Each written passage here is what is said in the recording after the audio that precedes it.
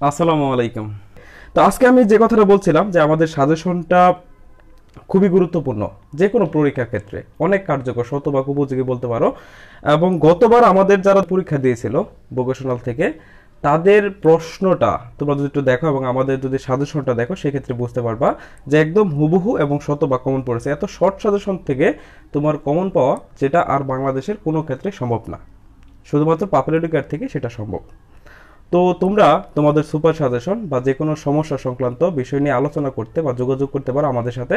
তো সেই জন্য আমাদের হটলাইনটা অবশ্যই আমাদের ডেসক্রিপশনে দেওয়া আছে, অথবা যে কোনো প্রয়োজনে তোমরা ভিজিট করতে পারো আমাদের অফিসিয়াল ওয়েবসাইট পপুলারিটি কার্ড। ঠিক আছে?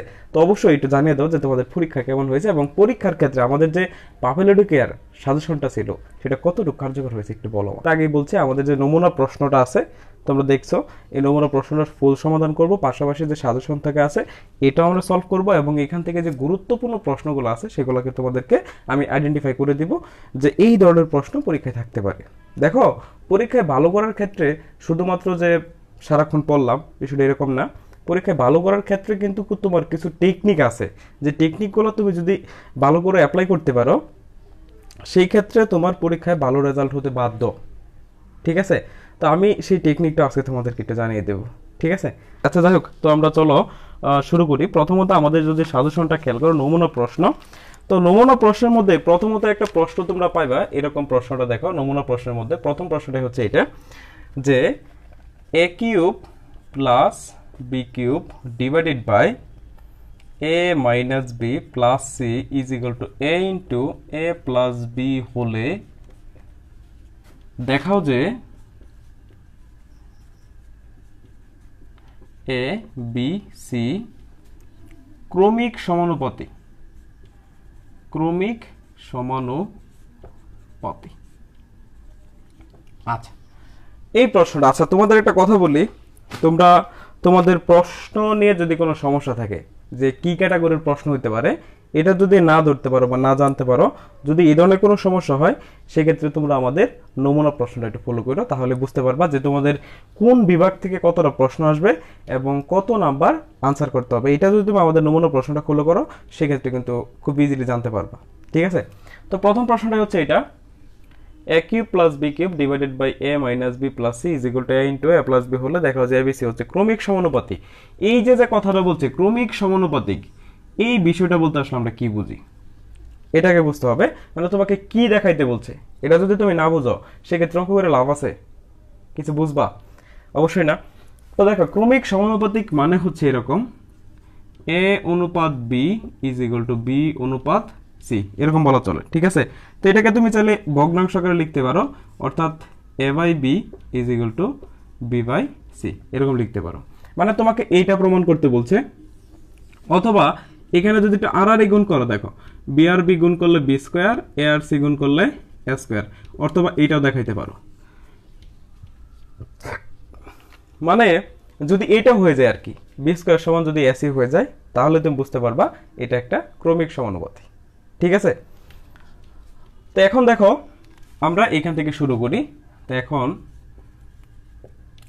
এই যে A cube plus B cube, এর একটা সূত্র আমরা সকলে জানি, A plus B into A square minus A B plus B square, আর নিচে যা ছিল তাই, is equal to A into A plus B. আশা করি এটা বুঝতে পারছো। এখন আমরা উভয় পার্শ্ব থেকে এ প্লাস বি এবং এ প্লাস বি কেটে দিতে পারি। যদি কেটে দেওয়া হয়, সেক্ষেত্রে উপরে থাকে দেখো A square minus A B plus B square, আর নিচে হচ্ছে A minus B plus C is equal to A. একটু আড়াআড়ি গুণ করো, হ্যাঁ একটু আড়াআড়ি গুণ করো, তাহলে দেখো এ আর এ গুণ করলে এ স্কোয়ার, এ দ্বারা মাইনাস বি কে গুণ করলে মাইনাস এ বি, এটাকে গুণ করলে এ সি সমান সমান, এখানে তো ওয়ান আছে, ওয়ান দ্বারা গুণ করলে এটাই হয়ে যাবে, তাই না? আচ্ছা, এখন সবগুলোকে টেই ছেড়ে নিয়ে আসো। তো A square minus A B plus A C minus A square plus A B is equal to B square, অর্থাৎ এই এ স্কোয়ারটাকে এই পাশে নিয়ে আসছো, মাইনাস হয়ে গেছে, এটা মাইনাস ছিল তাই প্লাস হয়ে গেছে। তো দেখো, এটা প্লাসের মাইনাসের কেটে দেওয়া যায়, মাইনাস প্লাস কেটে দেওয়া যায়, তাহলে এখানে শুধুমাত্র থাকতেছে তোমার A C is equal to B square. তো এটাকে একটু সাইড চেঞ্জ করে লিখতে পারো, এটা কত, একটু সাইড চেঞ্জ, তাহলে বি স্কোয়ার সমান সমান এসি। দেখো তো আমি এটা প্রমাণ হয়েছে কিনা। তো এই লাইন থেকে পরবর্তীতে এটা লেখা যায়, তাই না? তো এটা লিখে দাও যে কি লেখা যায়, A by B is equal to B by C. তো সুতরাং এ বি, তা আমি আবার একটু বলি, তোমার যদি আমাদের নমুনা প্রশ্নটা খেয়াল করো, সেক্ষেত্রে নমুনা প্রশ্নের প্রথমে যে প্রশ্নটা সেটা কিন্তু এটা দেখতে পারবা, ঠিক আছে? বলছে এই প্রশ্নটা খুবই গুরুত্বপূর্ণ, পরীক্ষা আসার মতো একটা প্রশ্ন। তো এখানে বলছে দেখো যে মানে এটা নিচে 1 আছে, 1 দ্বারা গুণ করে দিলে এটা হয়ে গেল, তারপরে এই পাশে নিয়ে আসলা, এই যে স্কোয়ার কে মাইনাস হয়ে গেল, এটা প্লাস হয়ে গেল, আর বি স্কোয়ার তো ছিল এই পাশেই। তো কেটে যায়, কাটাকাটি করবা, যা কাটাকাটি করা যায়, এখানে থাকে এসি আর এখানে থাকে বি স্কোয়ার, তার মানে AC is equal to B square, তার মানে B square is equal to AC. তারপরে দেখো এই যেখানে দেখাইছিলাম বি স্কোয়ার সমান এসি হলে এটাকে এইভাবে লেখা যায়। তো এইভাবে লেখা যায় মানে কি, এটাই মানে তো ক্রমিক সমানুপাতিক, তাই না? আচ্ছা, এই হচ্ছে বিষয়। তো তোমাদের বলি যে আমাদের পাপুলারিটি সুপার সাজেশনটা খুবই ইফেক্টিভ এবং হেল্পফুল, ঠিক আছে? তুমি যদি অল্প পরিশ্রমে ভালো একটা রেজাল্ট করতে চাও, ভালো কিছু আউটপুট পেতে চাও পরীক্ষার মধ্যে, সেক্ষেত্রে তুমি ফুলি আমাদের সাজেশনটা হেল্প নিতে পারো। আচ্ছা, তারপরে যে প্রশ্নটা আছে, প্রশ্নের ডাকটা একটু যদি আমরা পড়ি। আচ্ছা, এখন দেখো তোমরা, তো এখন কি বলছে যে পিতা এবং পুত্রের বর্তমান বয়সের সমষ্টি হচ্ছে 70 বছর, তাই না? আচ্ছা, 7 বছর পূর্বে তাদের বয়সের অনুপাত ছিল 5:2, 5 বছর পর তাদের বয়সের অনুপাত কত হবে? খুবই গুরুত্বপূর্ণ একটা প্রশ্ন। তো আমরা যে বিষয়টা বের করতে পারি, এইখানে দেখো 7 বছর পূর্বে মানে 7 বছর আগে তাদের বয়স অনুপাত কত ছিল? 5:2, এই লাইনটা লিখব। আচ্ছা, তাহলে আমরা প্রথমে লিখব দেওয়া আছে 7 বছর পূর্বে তাদের বয়সের অনুপাত is equal to 5:2। কথা ক্লিয়ার? আচ্ছা, তাহলে এখন আমরা লিখি দড়ি। অনুপাতের সাধারণ রাশি, তোমরা জানো যে অনুপাতের সাধারণ রাশি দ্বারা গুণ করা যায়। অনুপাতের সাধারণ রাশি is equal to x। আমরা ধরে নিলাম অনুপাতের সাধারণ রাশিটা কত হচ্ছে? x। তার সুতরাং 7 বছর পূর্বে মানে 7 বছর আগে, 7 বছর পূর্বে পিতার বয়স ইজ ইকুয়াল টু অনুপাতের সাধারণ রাশি এটা গুণ করো, কারণ অনুপাতের রাশিগুলোকে তুমি একটা নির্দিষ্ট সংখ্যা দ্বারা যোগ বিয়োগ গুণ ভাগ করতে পারো, কোনো সমস্যা নাই। তাহলে 5x বছর। সেম ভাবে 7 বছর পূর্বে পুত্রের বয়স ইজ ইকুয়াল টু 2x বছর। তো সুতরাং এটা যদি 7 বছর পূর্বে হয়, ধরো 7 বছর পূর্বে তোমার আগে মানে 7 বছর আগে তোমার বয়স ছিল 13, তো এখন কত হয়েছে? অবশ্যই 20, 7 যোগ করছো, তাই না? তো এই ক্ষেত্রে সেম ক্রাইটেরিয়া তোমরা যোগ করে দিবা। তো সুতরাং পিতার বর্তমান বয়স 7 বছর পূর্বে ছিল 5x, তাহলে এখন কত হবে? তাহলে পিতার বর্তমান বয়স 5x প্লাস 7 বছর, কারণ এই যে 7 যোগ করতে হবে। সেম ভাবে পুত্রের বর্তমান বয়স is equal two 2x plus 7 বছর। কথা ক্লিয়ার? এখন দেখো এখানে একটা লাইন লেখা আছে, পিতা এবং পুত্রের বর্তমান বয়সের সমষ্টি মানে যোগফলটা কত? 70। মানে এই যে দেখো তুমি পিতার, এটা হচ্ছে পিতার বর্তমান বয়স, এটা হচ্ছে পুত্রের বর্তমান বয়স, এই দুইটা যদি যোগ করো তাহলে কত হবে? 70। তাহলে আমরা লিখতে পারি শর্ত মতে 5x plus 7 plus 2x plus 7 is equal two 70। Clear এই পর্যন্ত? আচ্ছা, এখন আসো 5 আর 2 কত হচ্ছে? 7x plus 14 is equal two 70, বা 7x is equal two 70 minus 14। তো কত হইলো এখানে বলো তো? এখানে হইলো তোমার 56। তাহলে 7 দ্বারা ওই সাইডে কেটে দাও, তাহলে এখানে থাকে 8, তাহলে x ইজ ইকুয়াল টু হচ্ছে 8, অর্থাৎ x এর মানটা আমরা কত পাইলাম? 8। তো দেখেন আবার একটু বিষয়টা বুঝাই আমরা, ডাকটা ভালো করে পড়বেন যে পিতা ও পুত্রের বর্তমান বয়স হচ্ছে 70 বছর, 70 বছর। 7 বছর পূর্বে মানে 7 বছর আগে তাদের বয়সের অনুপাত ছিল 5:2, তো 5 বছর পর তাদের বয়সের অনুপাত কত হবে? 5 বছর পর তাদের বয়সের অনুপাতটা বের করতে বলছে। আচ্ছা, তো আমার 7 বছর পূর্বে যে অনুপাতটা দেওয়া ছিল, আমি অনুপাত লিখলাম এখানে, এই যে 5:2, তো সাধারণ রাশি ধরলাম x, তাহলে 7 বছর পূর্বে পিতার বয়সটা কত হবে 5x, কারণ এই যে x দ্বারা গুণ করবেন তাহলে 5x আর 2 এর সাথে গুণ করলে 2x, এটা হচ্ছে পুত্রের বয়স। এটা ছিল 7 বছর পূর্বে মানে আগে। এখন যদি বর্তমান বের করতে চান তাহলে তো 7 বছর বাড়ছে, সেজন্য 7 যোগ করে দিবেন। তাহলে পিতার বর্তমান বয়স হবে 5x + 7, পুত্রেরটাও 2x + 7। আর এই দুইটার যোগফল মানে দেখে বলে দিয়েছে যে পিতা এবং পুত্রের বর্তমান বয়সের সমষ্টি হচ্ছে 70 বছর। তার মানে কি এই পিতারটা আর পুত্রেরটা যোগ করলে কত হবে 70। তারপর এখানে ক্যালকুলেশন করে আপনি x এর মানটা বের করবেন। x এর মান কত পাইছেন 8। এই 8টা আপনি যে বর্তমান বয়সের ক্ষেত্রে একটু বসান, এখানে x এর মানটা বসে দেবেন এই দুই জায়গার মধ্যে। তো সুতরাং পিতার বর্তমান বয়স ইজ ইকুয়াল টু 5 × 8 + 7 বছর। তো একটু হিসাব করি আমরা, 5 8 কত হয় 40, 40 + 7 ইজ ইকুয়াল টু 47 বছর। আচ্ছা, তারপরে এই যে দেখেন পুত্রের বর্তমান বয়স, সমান সমান 2 × x এর মান হচ্ছে 8 + 7 এত বছর। দ্যাট মিন্স কত হচ্ছে দেখেন তো, 8 × 2 = 16 আর 7 সমান হচ্ছে 23 বছর। এখন আপনাকে কিন্তু এটা বের করতে বলছে না, বলছে কি 5 বছর পরে তাদের অনুপাতটা কত হবে, 5 বছর পরে তাদের বয়সের অনুপাতটা কত। তাহলে তোমার বর্তমান বয়সটা যদি 47 হয়, 5 বছর পরে কত হবে, 5 যোগ করবা অবশ্যই, তাই না? বর্তমানে 47 আছে, 5 বছর পরে আরো 5 বাড়বে, মানে কত হয়ে গেছে গা। তাহলে দেখো আমরা লিখি 5 বছর পর পিতার বয়স ইজ ইকুয়াল টু 47, আর 5 যেহেতু পর তার মানে কি 5 যোগ করবা, তাহলে 5 এত বছর সমান হচ্ছে 52 ইয়ার্স। সেম ভাবে 5 বছর পর পুত্রের বয়স ইজ ইকুয়াল টু, বর্তমান আছে 23, আরো 5 বাড়ছে, তার মানে কত হলো বলো তো 28 বছর। তাহলে সুতরাং তাদের অনুপাত, তাহলে 5 বছর পর বয়সের অনুপাত ইজ ইকুয়াল টু 52:28। এখন যত দ্বারা ভাগ করা যায় ভাগ করে দাও, 4 দ্বারা ভাগ করা যায়, তাহলে 4 দ্বারা যদি 52কে ভাগ করো তাহলে হবে 13, মানে তুমি সবগুলোকে একসাথে ভাগ করে দাও, 52 / 4, 28 / 4, তাহলে ভাগ করে দিচ্ছ। তাহলে 4 দ্বারা 52কে ভাগ করলে হবে 13, এটা দ্বারা ভাগ করলে হবে 27, তাহলে এই যে 7 হবে আর কি, অর্থাৎ 13:7। 5 বছর পরে পিতা এবং পুত্রের বয়স অনুপাত হবে 13:7।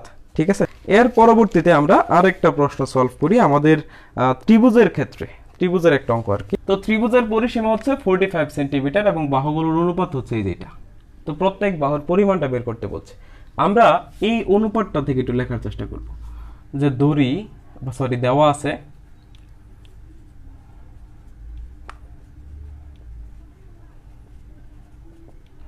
বাহুগুলোর অনুপাত 357, ঠিক আছে। আচ্ছা, তারপরে আমরা লিখব দড়ি অনুপাতের সাধারণ রাশি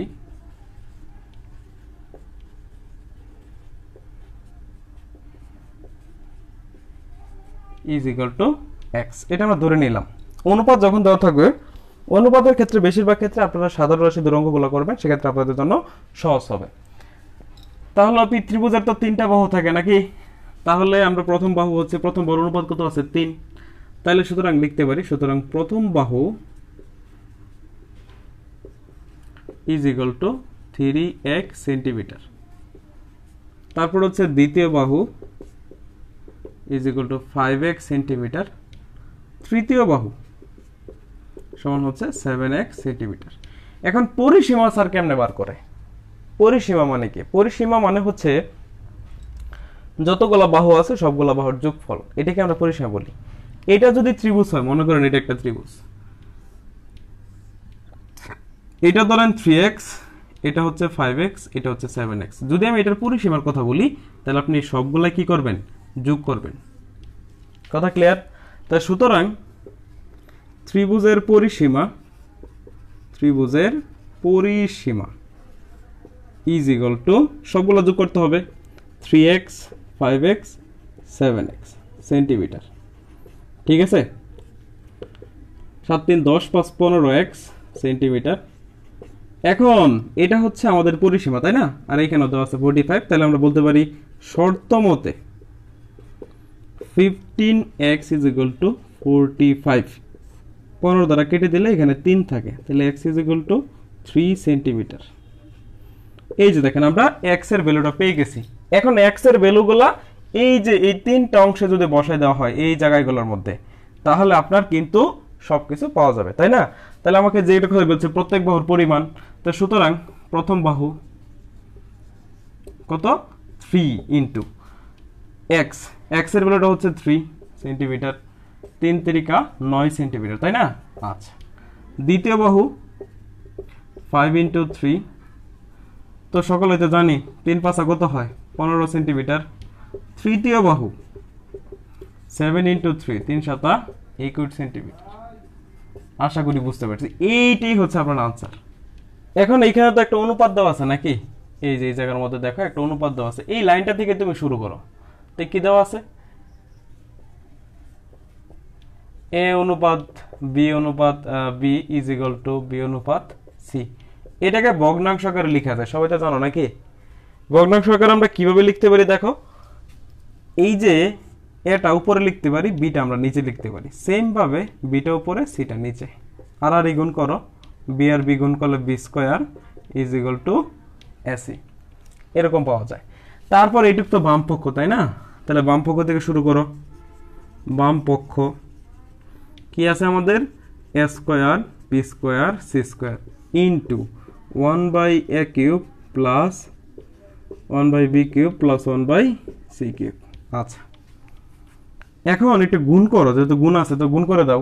তো গুণ করে দিলে দেখো এটা দ্বারা প্রথমে এটা দ্বারা গুণ করবো, আবার এটা দ্বারা এইটারে, এটা দ্বারা এইটারে, অর্থাৎ সবগুলাকে তোমার গুণ করতে হবে। তো এটা দ্বারা যদি এটাকে গুণ করি তাহলে নিচে তো একই থাকবে, 1 এর সাথে এটা গুণ করলে এইটাই, তাহলে a square B square C square plus same এখানে কি কাজ হবে, বি কিউব উপরে a square B square C square plus divided by C cube. ঠিক আছে, একটু কাটাকাটি তো সবাই করতে পারো উপর নিচে, তাই না? এ স্কয়ার এ কিউব কাটলে একটা এ থাকে, বি স্কয়ার বি কিউব কাটলে একটা বি থাকে, সি স্কয়ার সি কিউব কাটলে একটা সি থাকে। তাহলে এখানে কি হচ্ছে দেখো, B square C square by A plus A square C square by B plus A square B square by C. দেখছো, তো আমরা এইটুকু পেয়ে গেলাম। এখন আমরা এই যে মানটা অ্যাপ্লাই করে দেবো এখানে। তো মানটা কি বলতো, এখানে বি স্কয়ার সমান এসি, তো বি স্কয়ারের মানটা কি লেখা যায়, এসি। এই যে দেখো বি স্কয়ার সমান এসি না, তো এই মানটা এখানে অ্যাপ্লাই করে দিলে বি স্কয়ারের জায়গায়, আর এখানে সি স্কয়ার বাই এ। এখানে দেখো এ সি দুইটা আছে, তো এটার উপর স্কয়ার আছে, হোল স্কয়ার দেওয়া যায়, ডিভাইডেড বাই বি। এইখানেও তোমরা বি স্কয়ারের মানটা বসাই দাও, কি হচ্ছে এসি, তাই না? এখান থেকে এ আর এ কেটে দিলা, এখান থেকে সি আর সি কেটে দিলা, তাহলে কি থাকে দেখো তো। তো এইখানে সি এবং সি স্কয়ার গুণ করলে হয়ে যাবে সি কিউব প্লাস এখানে আছে এসি, এসি এর মানটা কত দেখো তো, এসি এর মানটা হচ্ছে বি স্কয়ার, তাহলে এই যে বি স্কয়ার, এর উপর আরেকটা স্কয়ার আছে, whole square by B plus এইখানে দেখো এ স্কয়ার আর এ গুণ করলে এ কিউব হয়ে যায়। আচ্ছা, সি কিউব প্লাস এই পাওয়ার পাওয়ারে গুণ করতে হয়, তাই না? তাহলে B to the power 4 by B plus A cube, এটা কেটে দিলা, তাহলে এখানে বি কিউব থাকে, তো চারটার থেকে একটা কেটে দিলা আর কি, তাহলে B cube plus A cube. একটু উল্টে সাজিয়ে লিখে দাও, তাহলে A cube B cube C cube. তোমাকে তো এইটাই দেখাইতে বলছে, তাই না? তাহলে এটার সমান হচ্ছে আমাদের ডান পক্ষ। তোমাদের যতগুলা কঠিন কঠিন পরীক্ষা আছে, ধরো ফিজিক্স, কেমিস্ট্রি, এই ম্যাথ বা আরও আনুষঙ্গিক যত ধরনের কঠিন পরীক্ষা আছে, এই পরীক্ষার আগে বন্ধ থাকলে বা পরীক্ষার আগের রাত্রে তোমাদের লাইভ সেশন একটা ক্লাস নেওয়া হবে। আমরা যে কদিন সুযোগ পাই এই কদিনে আমরা লাইভ ক্লাস নিব, এবং লাইভ ক্লাসে তোমাদের যে কোনো সমস্যা তোমরা চাইলে আমাকে ইনবক্সও করতে পারো, অথবা যখন আমরা লাইভ সেশন নিব, এই লাইভ সেশনের মধ্যে তোমরা কমেন্ট সেকশনের মাধ্যমে তোমাদের সমস্যাগুলো তুলে ধরবা এবং সেখান থেকে আমরা সব কিছু সমাধান করে দিব। ঠিক আছে, পরীক্ষার আগে আমরা সবসময় এই কাজটা করে থাকি। আমরা বিগত সালেও 2022 সালে যখন পরীক্ষা দিয়েছিল তখন আমরা এই কাজ করছি, এখন তোমাদের ক্ষেত্রে করবো, সামনে ইনশাল্লাহ আমরা সবসময় করে যাব। ঠিক আছে, কারণ আমরা তোমাদের জন্যই। আচ্ছা, এরপরে দেখো তো শেষের দিকে কি একটু বুঝতে প্রবলেম হচ্ছে? শেষের দিকে একটু দেখো, এই ক্ষেত্রে একটু দেখো, এই যে আমি একটু বলি এখানে জাস্ট আমরা মানগুলো অ্যাপ্লাই করছি, আমাদের মানগুলো যেটা ছিল এই বি স্কোয়ারের মানটা কত এসি না, এই যে বি স্কোয়ারের মান হচ্ছে এসি, এই যে দেখো বি স্কোয়ারের জায়গায় আমরা এসি লিখছি। তারপরে যে এখানে দুইটার উপর স্কোয়ার আছে, হোল স্কোয়ার দেওয়া যায়, এখানে বি স্কোয়ার ছিল, তো বি স্কোয়ারের মান হচ্ছে এসি, এই যে এসি লিখছি। সি সি কাটা, এখানে এ আর এ কেটে দেওয়া যায়, তো সি আর সি স্কোয়ার মিলে হচ্ছে সি কিউব, এ স্কোয়ার আর এ মিলে হচ্ছে এ কিউব। আর এই এসি এর ভ্যালুটা হচ্ছে বি স্কোয়ার, এই যে দেখো এসি এর ভ্যালুটা কত, বি স্কোয়ার। তাহলে এখানে বি স্কোয়ার লেখা যায়, তার বাইরে একটা স্কোয়ার আছে, এই দুইটা একটু গুণ করে দাও, 2 দুগুণে কত হয় 4, নিচের আর উপর বি কেটে দিলে তাহলে 3টা বি থাকে এখানে, মানে বি কিউব। তো সি কিউব এনে বি কিউব আর এখানে এ কিউব, তারপর একটু উল্টে লিখে দাও সাজায় আর কি। এই হইলো তোমাদের অনুপাতটা শেষ। ঠিক আছে, এরপরে আমরা 120টি 25 এবং 50 পয়সার মুদ্রা একত্রে তোমার 27 টাকা হয়েছে। তো এখানে কয়টা 50 পয়সার মুদ্রা আছে আর কয়টা 25 পয়সার মুদ্রা আছে, এই বিষয়টা তোমাকে বের করতে বলছে। তো আমরা কি করব, আমরা ধরে নেই, ধরি 25 পয়সার মুদ্রা, 25 পয়সার মুদ্রা সমান হচ্ছে এক্সটি। ঠিক আছে, তাহলে সুতরাং 50 পয়সার মুদ্রা কয়টা আছে দেখো তো, 50 পয়সার মুদ্রা হচ্ছে টোটাল হচ্ছে 120টা, এর মধ্যে 25 পয়সার মুদ্রা যদি এক্সটি হয় তাহলে আর বাদ বাকি যে মুদ্রাগুলো আছে এগুলো তো 50 পয়সার, তাহলে 50 পয়সার মুদ্রা হবে তোমার 120 মাইনাস এক্সটি, অর্থাৎ 120 থেকে বাদ দিয়ে দিলা, তাই তো? আচ্ছা, তো এখন দেখো 25 পয়সা, তাই তো 25 পয়সা, তো এটাকে আমরা কি বলতে পারি? তোমরা সকলে জানো যে 4টা 25 পয়সা মিলে 1 টাকা হয়, মানে 25 পয়সা সমান 1/4 টাকা বলা যায়। একটা 25 পয়সার মুদ্রা সমান কয় টাকা? যেহেতু 4টা মিলে 1 টাকা হয়, তাহলে একটা মিলে কত, 1/4 টাকা বলতে পারি আমরা। তাহলে আমি এই কথা কি বলতে পারি, একটি 25 পয়সার মুদ্রা সমান মুদ্রা ইজ ইকুয়াল টু 1/4 টাকা, অর্থাৎ 4/1 অংশ, তাই তো? তো সুতরাং এক্সটি 25 পয়সার মুদ্রা, কারণ এক্সটি বলছো তুমি এখানে, সমান হচ্ছে x/4 টাকা। আবার একটা 50 পয়সার মুদ্রা সমান কত, অর্ধেক টাকা না, মানে হাফ টাকা বলা যায়, দুইটা মিলে তো 1 টাকা হয়। তো এই কথাটা এখানে লিখবা যে একটি 50 পয়সার মুদ্রা, 50 পয়সার মুদ্রা ইজ ইকুয়াল টু হাফ টাকা। তো সুতরাং তোমার দেখো তো এখানে 50 পয়সার মুদ্রা কতগুলো আছে, 120 মাইনাস এক্সটি আছে, তাই না? তাহলে জাস্ট এটা গুণ করে দাও, গুণ হয়ে যাবে, তাহলে উপরে চলে যাবে 120 মাইনাস এক্স ডিভাইডেড বাই 2 টাকা। তাহলে দেখো এক্সটা 25 পয়সার মুদ্রা সমান এত টাকা, আর এতটি 50 পয়সার মুদ্রা সমান এত টাকা, এই দুটার যোগফল মিলেই তো হচ্ছে আমাদের এই 27 টাকা, তাই না? তাহলে আমি কি শর্ত মতে লিখতে পারি, শর্ত মতে এইটা প্লাস এইটা ইজ ইকুয়াল টু 27 টাকা, তাহলে x/4 plus 120 minus x/2 is equal two 27 টাকা। কথা বুঝতে পারছো?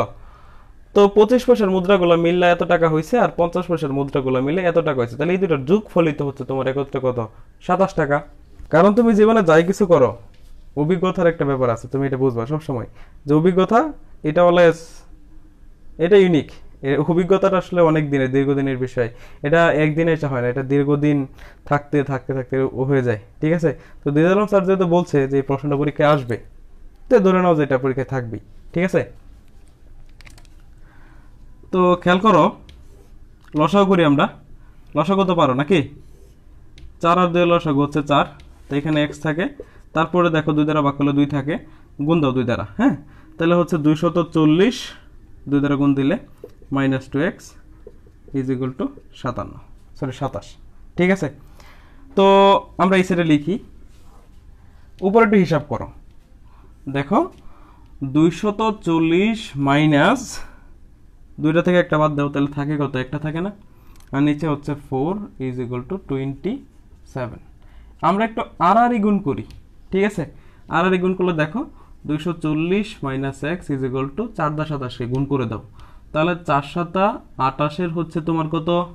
8, হাতের আছে কত? 2, 4 দুগুণে 8, 8 আর 2 10, ঠিক আছে? তাহলে minus x is equal two 108 minus 240। তো দেখো এখানে minus x is equal two বিয়োগ যদি করা হয় এখানে, তাহলে মাইনাস 132, এক্স এক্স কাটা গেলে এক্স ইজ ইকুয়াল টু 132। সুতরাং এখানে আমাদের টোটাল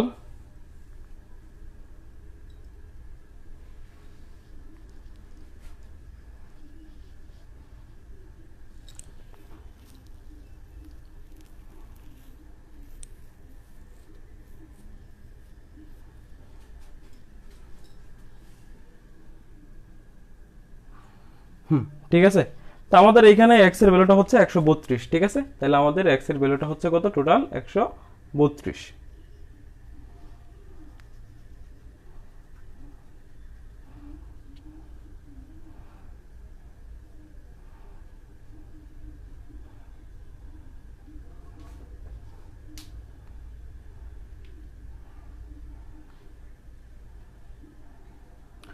আমাদের এই অঙ্কটার মধ্যে মেবি একটু তোমাদের ডাকের একটু প্রবলেম হইতে পারে। ডাকের প্রবলেমের কারণে এখানে তোমার এক্স এর মানটা বেশি চলে আসছে। এইখানে হয়তোবা একটা টাকার অ্যামাউন্টটা একটু বেশি হইতে পারে। দেখো তোমরা একটু ডাকের মধ্যে দেখবা যে হয়তোবা 27 না হয়ে অন্য যে কোনো একটা সংখ্যা হয়েছে। কারণ 27 হলে অঙ্কটা তোমার অঙ্ক হয় ঠিক আছে, নিয়ম ঠিক আছে, কিন্তু অঙ্কটার তোমার এই যেখানে যে এক্স এর ভ্যালুটা আমরা বের করছি, এক্স এর ভ্যালুটা দেখো মুদ্রা আছে 120টা, কিন্তু আমাদের হয়ে গেছে এক্স এর ভ্যালুটা কত? 125টা, কিন্তু আমরা ধরছিলাম কত? 25 পয়সার মুদ্রা ধরছি কত? এক্সটি, ঠিক আছে? আচ্ছা, এখানে আসলেই যে একটা আমাদের ডাকে হয়তো একটু প্রবলেম থাকতে পারে, তো সমস্যা নাই, আমরা যেভাবে করছি তো এই যে এইটা তুমি এইভাবে লিখতে পারো যে এটা 27-এর পরিবর্তে হয়তো অন্য যে কোনো একটা সংখ্যা আছে, এই সংখ্যাটা তোমরা একটু দেখে নেবে, তাহলে হয়ে যাবে। অঙ্কের নিয়ম সব কিছু আমাদের ঠিকঠাক আছে, আমরা যেভাবে করছি ঠিক এইভাবেই তোমরা অঙ্কটা করে ফেলবা। যে 25 পয়সার মুদ্রা আছে এক্সটি, তাই 50 পয়সা কত? 120 মাইনাস এক্স, ঠিক আছে? তাহলে একটা 25 পয়সার মুদ্রা সমান হচ্ছে 1/4 টাকা, তাহলে এক্সটি কত হবে? তাহলে এক্সটি সমান কয় টাকা হয়? তাহলে আমরা কি করব?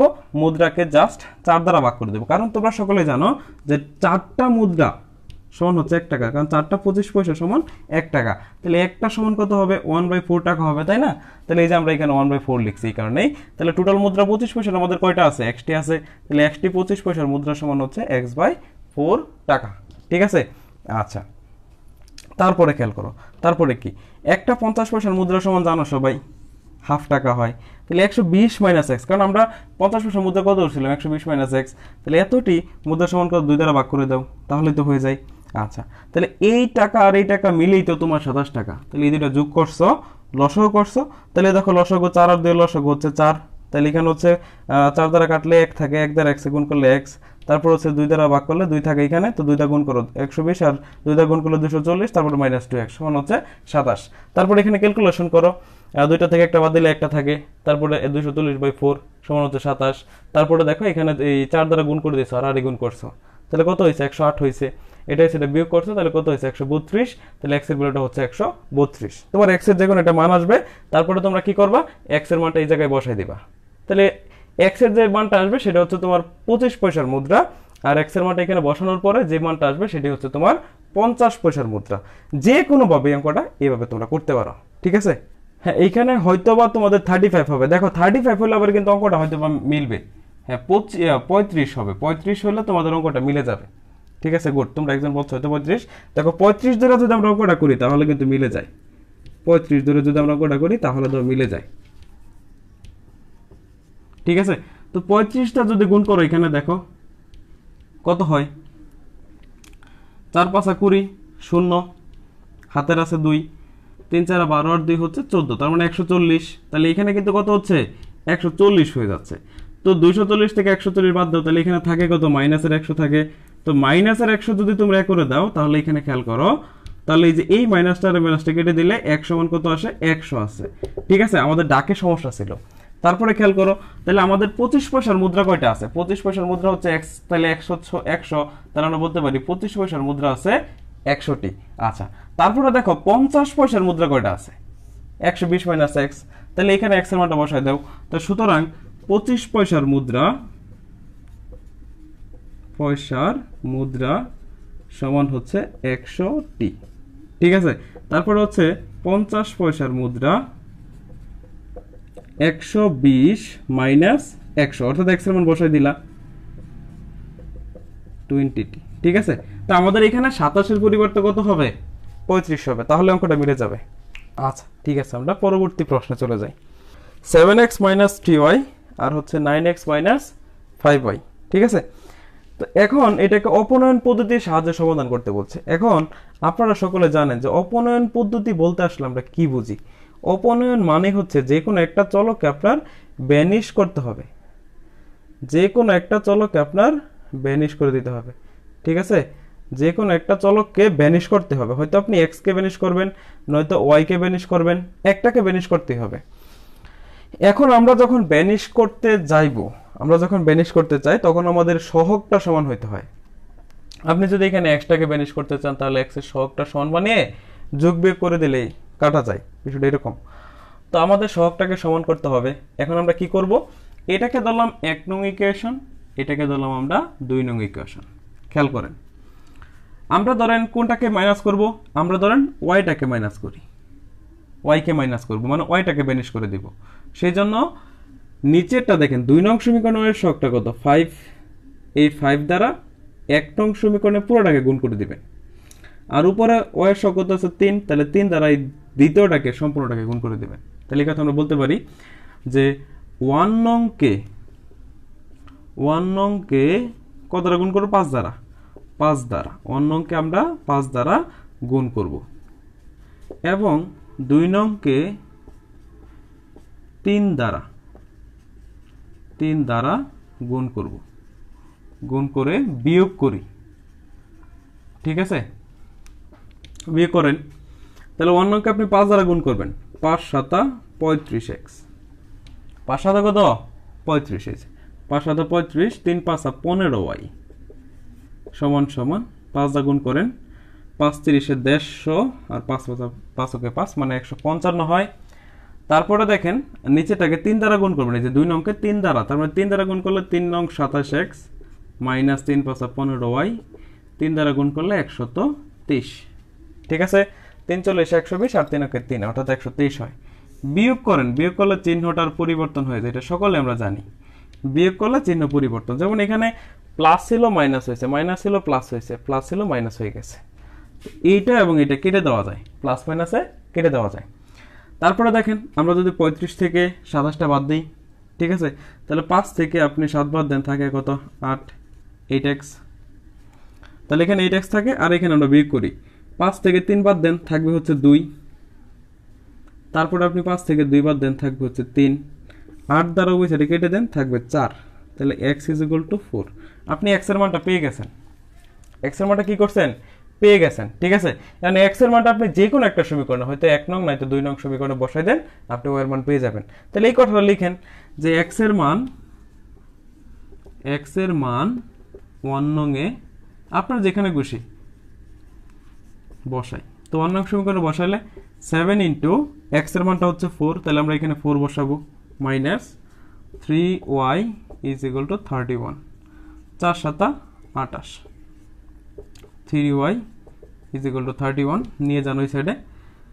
তাহলে মাইনাস 3y = 31 মাইনাস 28। দেখেন তো বুঝছেন কিনা এই পর্যন্ত? আমরা এখানে x এর মানটা বসাইছি, সাথে সাথে x বসাইলাম, তাহলে এখানে x এর মান হচ্ছে 4, তাহলে 4 বসাই দিলাম, 4 7 কত হইল? 28, পরে 3y, এই যে 3y লিখলাম, এখানে 31, এই যে 31। ঠিক আছে, এখন খেয়াল করেন 4 7 28, এখন 28টা যদি আমরা এই পাশে নিয়ে যাই, এটা তো প্লাসের, এই সাইডে গেলে কি হবে? মাইনাস। তাহলে 31 থেকে 28 বাদ দেন, থাকে কত? 3। তাহলে মাইনাস 3y = 3। তো মাইনাস 3 3 কেটে দিলে মাইনাস y = 1, বা মাইনাস দ্বারা গুণ করে দিলে y = -1। দেখেন ওয়াই এর ভ্যালু কত পেলাম, এক্স এর ভ্যালু পাইলাম 4, ওয়াই এর ভ্যালু পাইলাম -1। তাহলে আমাদের আনসারটা কত, আনসারটা হচ্ছে x, y = 4 × -1। এটি হচ্ছে আপনার আনসার। তার পাশাপাশি আমরা অনুপাত শেষ করছি, ঠিক আছে। তারপর আমরা দ্বারা থেকে একটা গুরুত্বপূর্ণ অঙ্ক সলভ করব। তাহলে আমরা অপনয়নটা বুঝতে পারছি। অপনয়নটা বিষয়টা হচ্ছে যে কোনো একটা চলক বেনিশ করতে হবে। এখানে দেখেন দুইটা চলক আছে, এক্স আছে, ওয়াই আছে। আপনি হয়তো এক্সটাকে বেনিশ করবেন, নয়তো ওয়াইটাকে বেনিশ করবেন যোগ বিয়োগ করে, ঠিক আছে। তো এটা হচ্ছে অপনয়নের নিয়মটা। আর আমরা প্রতিস্থাপনও দেখবো সামনে। দুইটা নিয়মে খুব সুন্দর করে বুঝাই দিব। আপনাদের অপনয়ন বা প্রতিস্থাপন থেকে যে কোনো একটা প্রশ্ন আসবে পরীক্ষায়। তো আমরা এখানে সেই জন্য সহগটাকে সমান করে বিয়োগ করে দিছি, ওয়াই ওয়াই ক্যান্সেল হয়ে গেছে। তাহলে এখানে 8x থাকে আর এখানে 32, তারপর x এর মান আসছে 4, x এর মানটা 4 যে কোনো একটা সমীকরণে বসাই দিলেই ওয়াই এর মান চলে আসছে। ওয়াই এর মানটা আসছে কত, -1। এই হচ্ছে আর কি আমাদের অপনয়ন ম্যাথটা আর কি। তো আমাদের কি বলছে, আমাদের বলছে যে এটা অপনয়ন পদ্ধতির সাহায্যে সমাধান করো। অপনয়ন পদ্ধতির সাহায্যে প্রতিস্থাপন পদ্ধতির সাহায্যে সমাধান করতে বলছে, ঠিক আছে।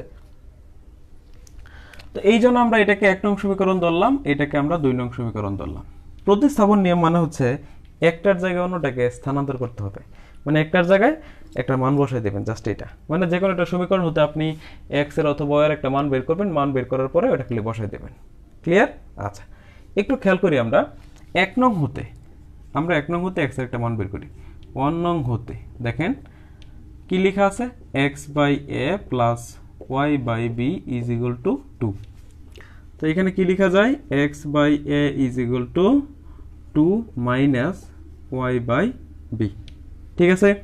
আচ্ছা, এখন আমরা একটু গুণ করে দেই। এই যে এটা যা আছে এটা যদি গুণ করে দেই, বা আমরা একটু লসাগু করে পরে যদি গুণ করি, নিচে b থাকে, তাহলে 2b - y এরকম চলে আসে। দেখেন লসাগু করলে 2b পরে -y। এখন এ দ্বারা যদি গুণ করে দেই, তাহলে x = a × 2b - y / b এরকম আসে না। দ্যাট মিনস এটা হচ্ছে x এর ভ্যালু। আপনি 1 নং সমীকরণ থেকে দেখেন x এর একটা মান পাইছি, এটাকে আমরা 3 নং ইকুয়েশন ধরলাম। কয় নং? 3 নং ইকুয়েশন ধরলাম, ঠিক আছে। এখন এই 3 নং ইকুয়েশনটা আমরা এই যে 3 নং ইকুয়েশনতে যে x এর মানটা পেয়েছি, এটা আমরা 1 নং সমীকরণে বসাই দেব, ঠিক আছে। এটা আমরা কোথায় বসাইবো? 1 নং সমীকরণে। তাহলে আমরা এই কথাটা লিখি যে 2 নংয়ে x এর মান বসিয়ে পাই, ঠিক আছে। মান বসিয়ে দিই এখানে। তাহলে a ইনটু, দেখেন এই জায়গায় xটা ছিল, তো x এর মান হচ্ছে এই যে এটা, x এর মান কতটুকু, এই যে এইটুকু না।